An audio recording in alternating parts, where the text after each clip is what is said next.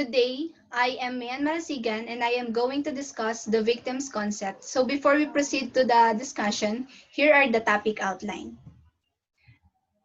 We will going to identify the victim for us to know who should be considered a victim. The relationship of victimology, victimization, and victim to know more about the victim's concept because it is important that we know the relationship of these three for the better understanding.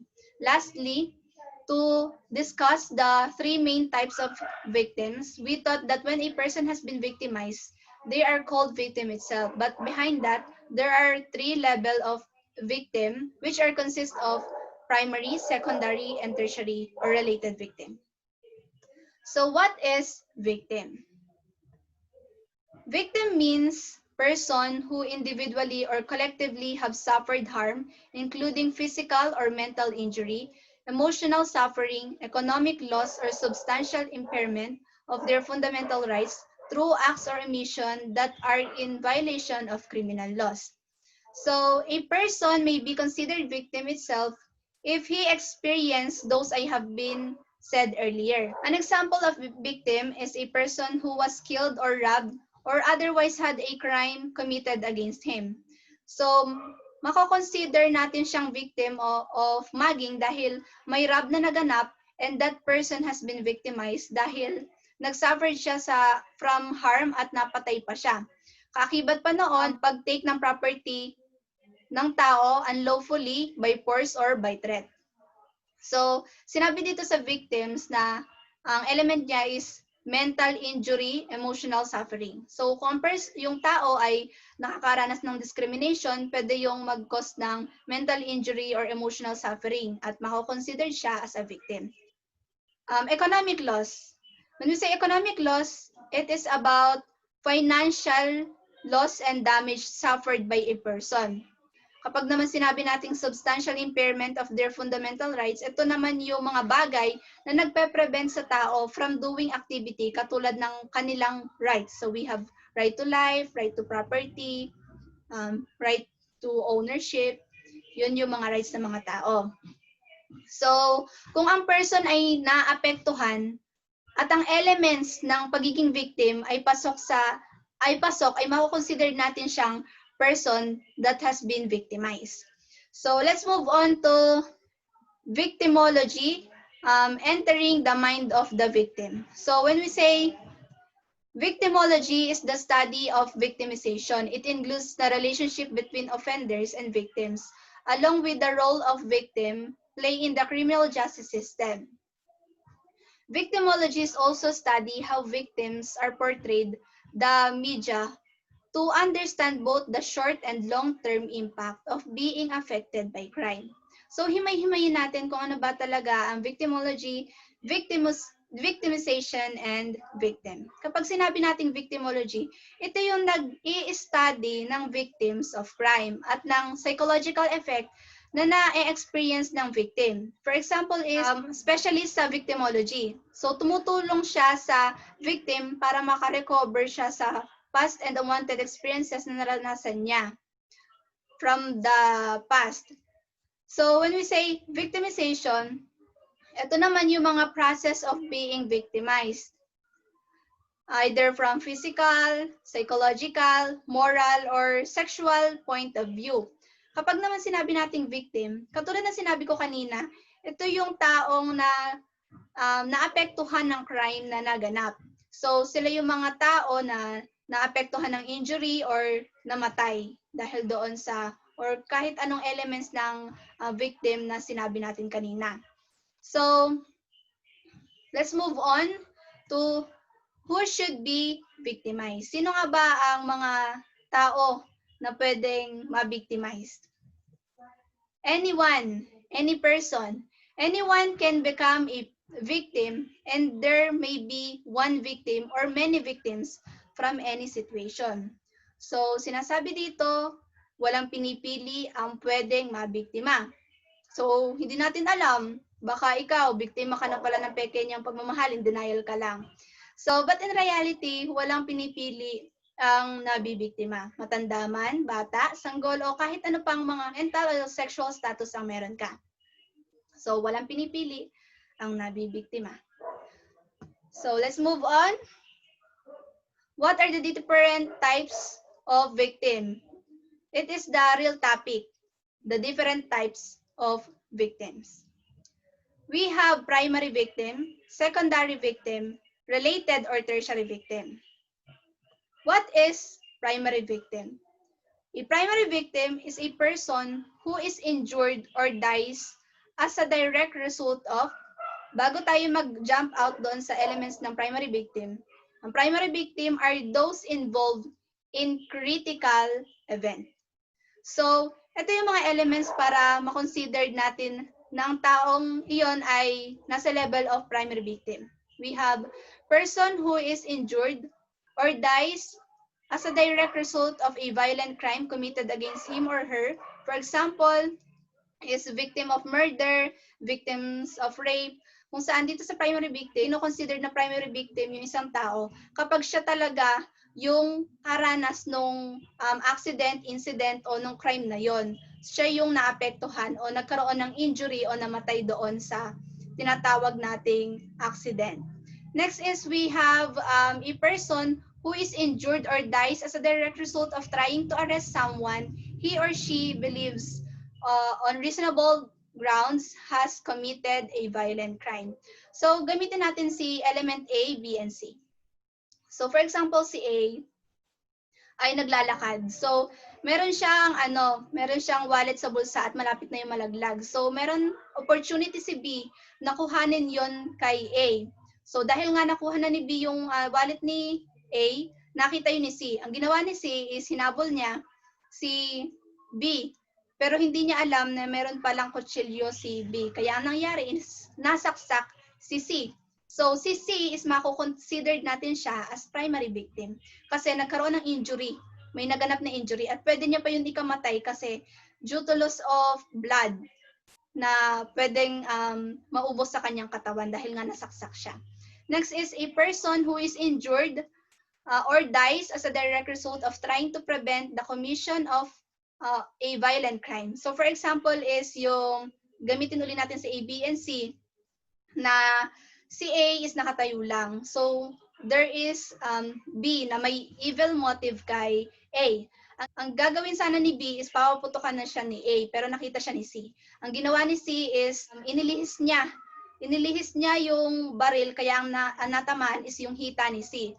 So, masasabi natin na si C na naman ang primary victim kasi may nangyari na injury kasi siya ang natamaan, si C yung natamaan. Next is a person who is injured or dies as a direct result of trying to aid or rescue someone he or she believes is the victim of violent crime. So, dito is yung sa kidnapping. Pwede natin gamitin yung sa kidnapping dito. Si A is na-kidnap at binabantayan siya ni B. Ang ginawa ni C is itinakas niya si A. So, habang tumatakas sila, nahuli ni B si C. Ang nangyari is pinaputukan ni B si C. At maraming bala na lumabas sa kanyang baril. Kaya ang nangyari is si C is namatay. So, masasabi natin na si C yung primary victim. Next is, masasabi natin na primary victim kung saan yung taong iyon mismo ang involved sa accident at nagkaroon ng injury o violent crime sa kanya. So, siguro naman ay naiintindihan na natin kung sino o ang primary victim, kung paano siya mako-considered as primary victim. So, let's move on to secondary victim.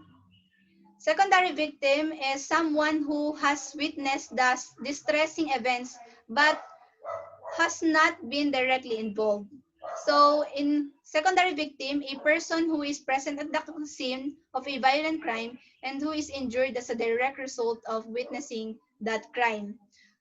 So dito naman sa secondary victim, present siya sa violent crime na nangyayari at na-witness niya ang pangyayari. Nagkaroon man siya ng injury but he is not considered as primary victim kasi hindi siya yung main victim. Siya lang ay witness ng crime at considered yung taong yon as secondary victim. So para mas maintindihan natin ang pagkakaiba ng primary sa secondary victim is meron tayong scene. An accident of road traffic collision and there is a person who witnessed the accident from their living room window and then the driver of a car died. So who is the primary victim and who is the secondary victim? So yung primary victim is yung driver ng car na namatay kasi siya yung pinaka main na tao doon at siya ang nakakommit ng injury at namatay pa siya. So siya yung primary victim, yung driver. Kapag sinabi natin secondary victim, ito naman yung tao na na-witness yung pagbubungguan doon sa sasakyan. Nagkaroon man siya ng trauma pero hindi siya mako-considered as primary victim. He will be just considered as secondary victim. Next is a person injured as a direct result of subsequently becoming aware of an act of violence and who is the parent or guardian of the primary victim who was under the age of 18 at the time the criminal act was committed. So, any person who witnessed the crime of violence here, even a parent, guardian, they will be considered as secondary victim. Nagkaroon man siya ng injury sa pagkaka-witness ng crime, even physically or psychologically, but if they only witness the crime, they are just considered as secondary victim. So, siguro naman ay naiintindihan natin ang secondary victim. So, pwede na tayo mag-move on sa related victim or sa tertiary victim. A related victim is a person who, at the time of the violent crime, from the term itself, bago tayo mag-jump out dun sa elements niya, from the term itself, related victim, sila yung mga tao na related o may relasyon dun sa primary victim. So here are the elements of related or tertiary victims. Was a close family member of a deceased primary victim, was a dependent of a deceased primary victim, had an intimate personal relationship with a deceased primary victim. For example is yung girlfriend mo is biktima ng rape. So ikaw bilang boyfriend ay naapektuhan ka sa nangyari sa girlfriend mo at mako-consider ka as tertiary victim kasi related ka doon sa primary victim at ikaw bilang boyfriend is naapektuhan ka nga. Kaya mako-consider ka as tertiary victim. A close family member is defined as a person who has a genuine personal relationship with the victim at the time of the victim's death. So, ito yung close or malapit na kapamilya sa primary victim. So, the spouse of the victim, a parent, guardian, or step-parent of the victim, a child or stepchild of the victim, or some other child of whom the victim is the guardian, or a brother, sister, stepbrother, or stepsister of the victim. So sila, yung tao na malapit doon sa primary victim. Mako-consider sila na related victim dahil naapektuhan din sila doon sa nangyari sa kaanak nila. So bago natin tapusin itong lesson na ito, let us summarize what are primary, secondary, and tertiary victim. When we say primary victim, ito yung siya mismo, yung nasa event na yon kung saan siya yung nakakommit ng injury o siya yung namatay. Kapag naman sinabi nating secondary victim, ito naman yung naka-witness from the real accident. Siya lang ay naka-witness kahit man may trauma na nangyari sa kanya is hindi siya mako-considered as primary victim. Pero siya ay secondary victim. Kapag naman sinabi nating tertiary victim, ito naman yung mga kaanak ng primary victim na nagkakaroon din ng epekto sa kanila yung nangyari sa kanilang kaanak. So, mako-consider sila as tertiary victim. Ang pinaka-example dito is yung sa mga balita na yung mga nanay at tatay is labis yung paghihinagpis kapag yung kanilang anak ay na-rape. So, even though hindi sila ang na-rape is may epekto pa rin yun sa kanila kasi anak nila yun eh. Related sila dun eh. Kaya mako-consider sila na tertiary victim. So, all in all, that's all for this lesson. Thank you for listening and God bless. Stay safe po sa ating lahat. Thank you po.